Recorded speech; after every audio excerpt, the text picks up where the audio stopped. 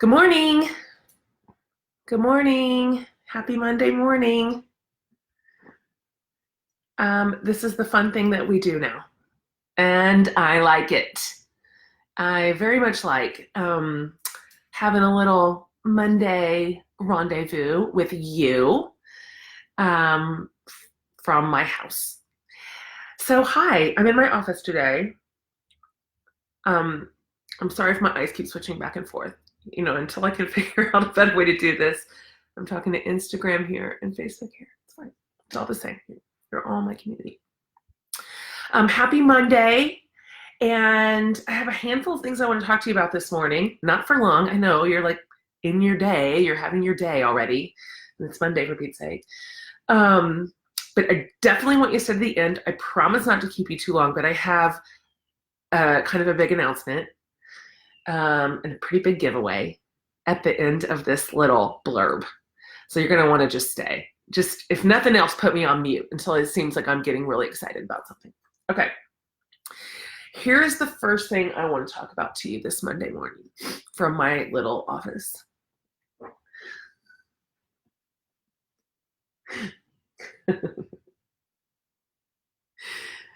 I mean,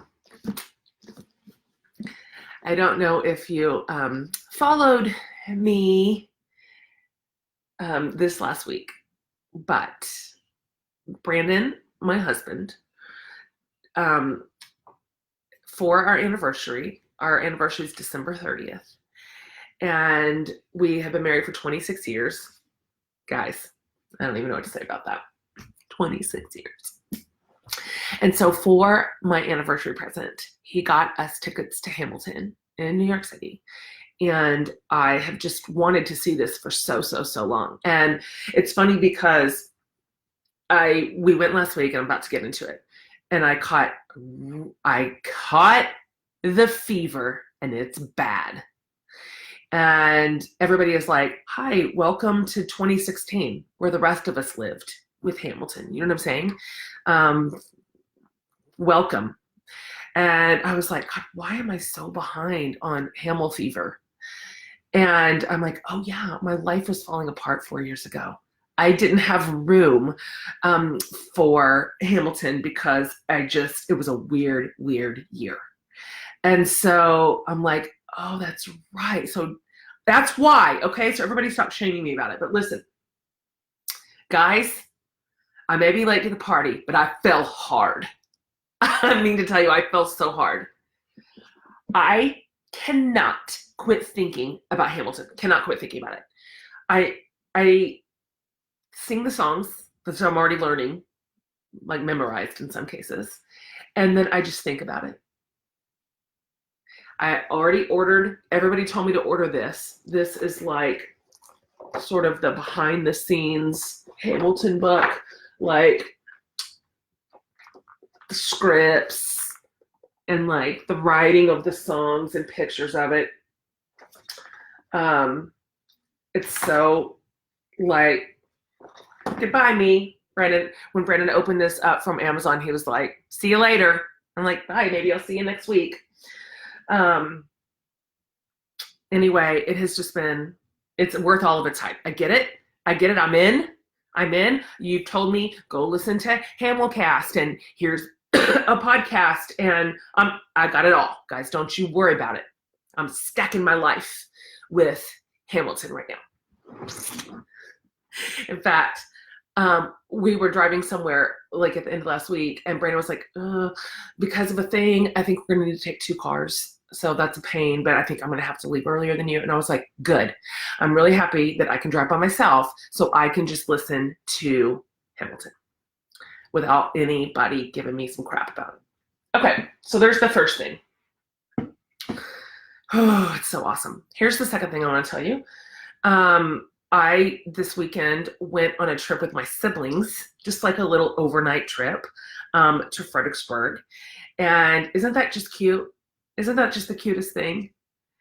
I'm the oldest of 4, and then my sister Lindsay is 3 years younger than me, and then my sister Courtney is 3 years younger than her, and then our brother Drew is 3 years younger than her. Okay, so really it's 3.5. So we're almost 10 years apart from beginning to end.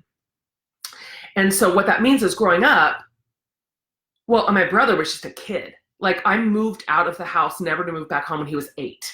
So like, you're just some little boy who lives in the house. Do you know what I mean?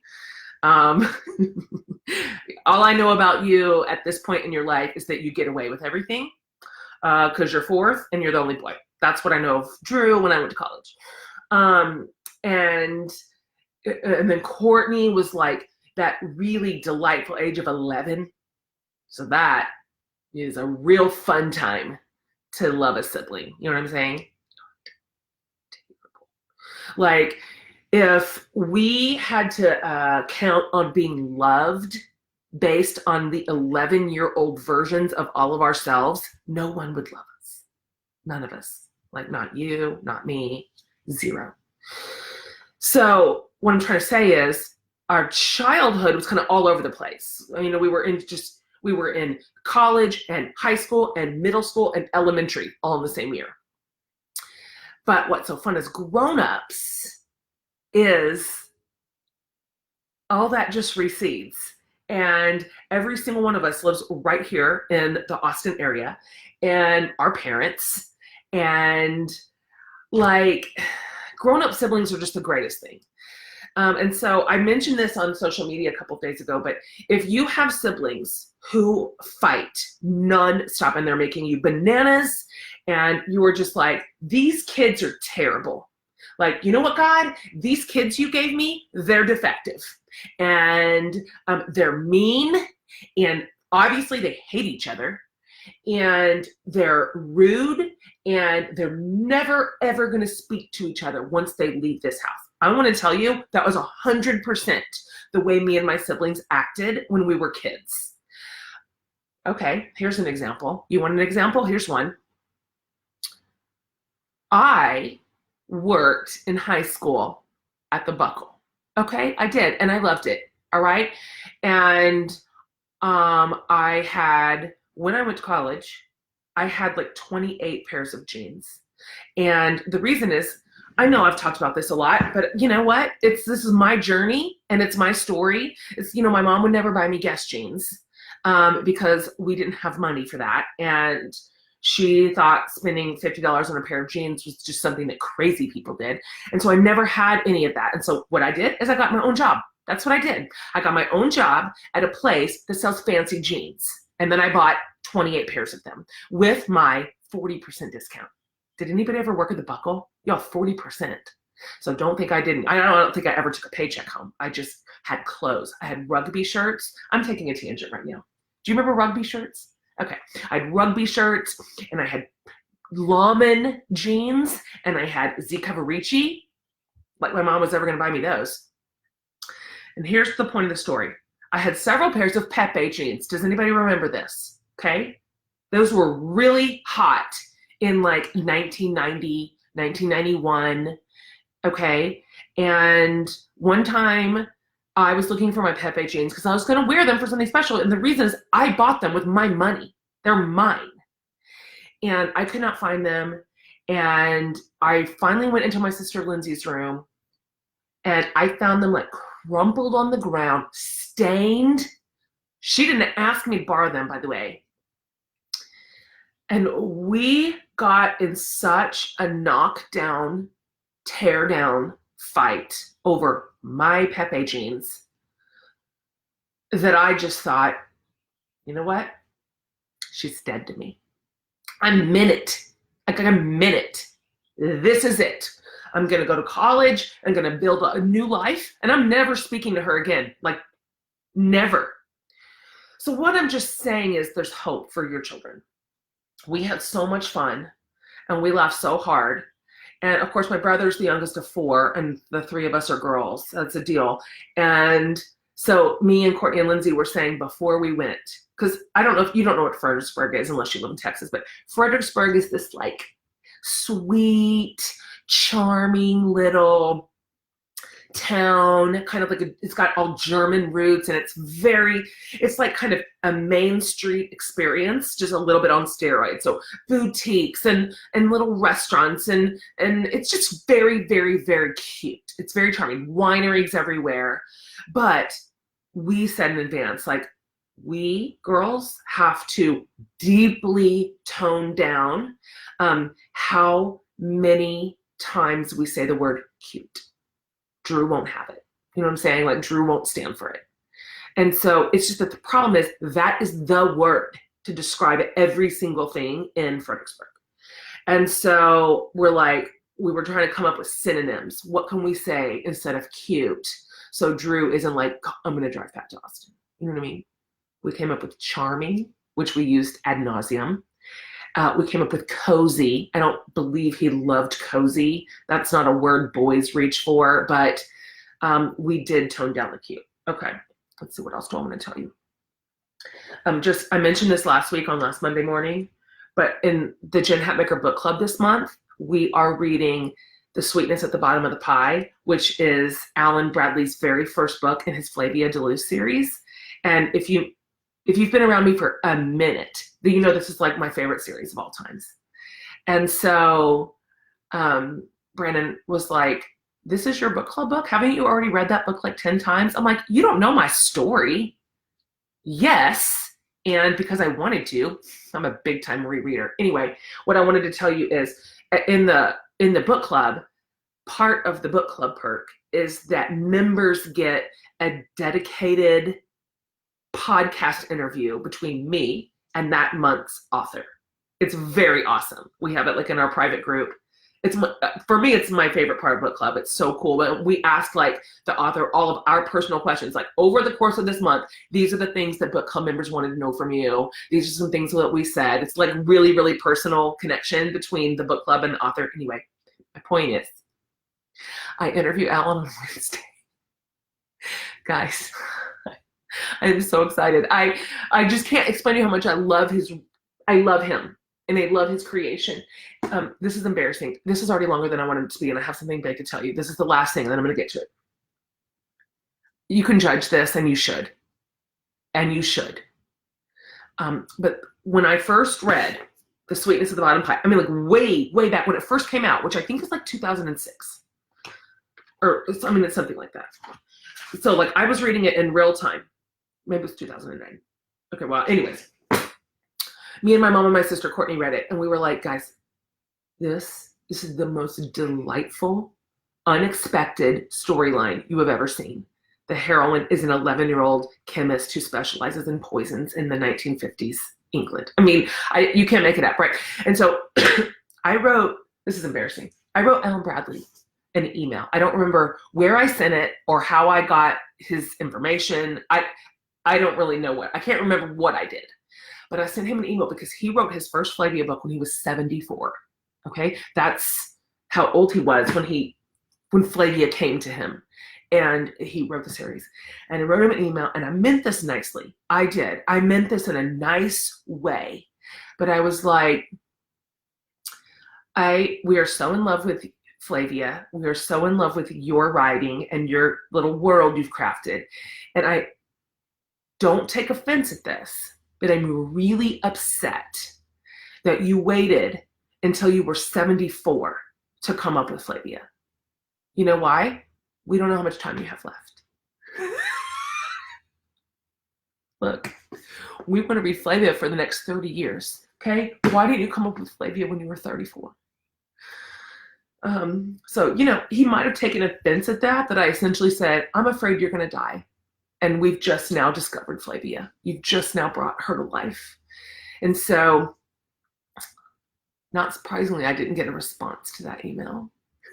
I'm going to tell him I'm sorry on Wednesday. I meant it nicely. Like, I want you to live. That's what I meant. Okay.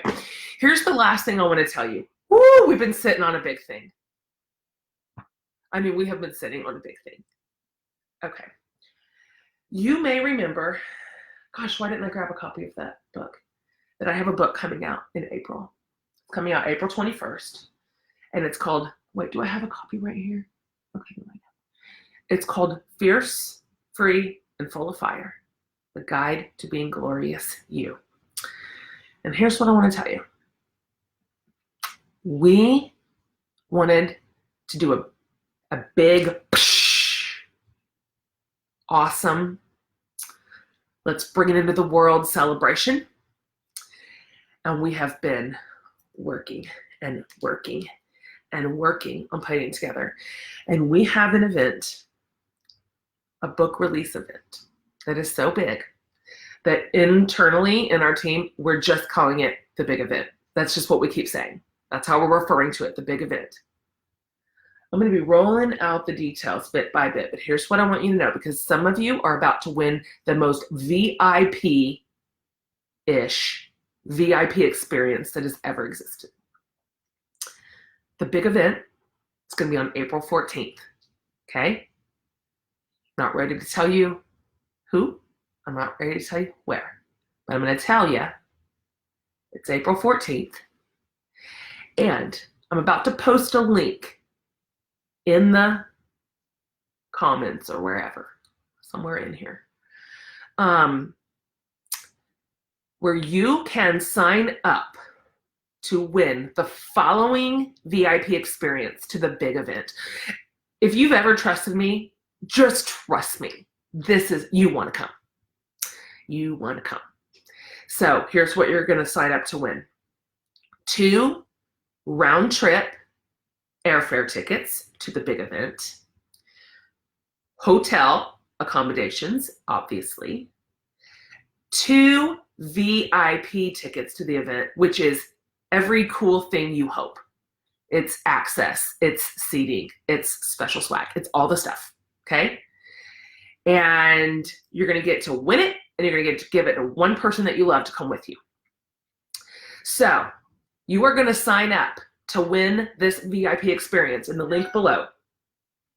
And not only will that be your chance to win, and you want to come, you do, but by signing up, that means you will also get advance early notice of when the tickets go on sale. And here's what I want you to know. They are going to sell out. They are. They just are. Okay? Because this is it. I'm not doing a book tour. It's one big event. This is it. Way more details to come on that. Gosh, it is going to be, I'm so excited to go, and it's my event. Wait until you see who's joining me. Oh, that was Brandon. I had to give him the don't come in. So you will get advance notice, which you'll be happy about, because that means you'll get a chance to buy tickets before they go on official sale into the big world. So do sign up for the big event. And here's how long you have to do it. We close the signups for the VIP experience this coming Sunday. Sunday, February 16th. We close up shop, okay? Because next week, the tickets go on sale. All right? So just trust me. You're gonna want this. This is it. It's the one and only book event we're doing. And I'm telling you, we are going big, and we are not going home. It's gonna be amazing. It's gonna be amazing. Okay, that's it. That's it for Monday morning. If anybody is interested in talking more about Hamilton, I'm your Huckleberry. Okay. I don't know that I'm ever going to recover. So that's, I just think this is my life. I think this is who I am now. I think it's who I am now. And I don't know if you saw this, but Chris Jackson, who played the original George Washington, here comes the general. He and I had a tweet exchange last week, and I don't know what to say, man. He's like, I follow you. I'm like, what are you saying? What are you saying? And he's like, I'm going to answer some questions from you and your community for the next 15 minutes. And I'm like, well, this is, you know what? I can go out happy right now. I can go out happy right now. Thank you for that, Christopher. I loved talking to you last week. Okay. Happy Monday. Have a great week. Don't forget to sign up for your VIP tickets. And I'm going to start rolling out the details on this event. It's so good. It's too much. It's too much. Can't handle it. Okay. I love being out here with you on Monday mornings. I really do. This is really fun for me. Have a great one.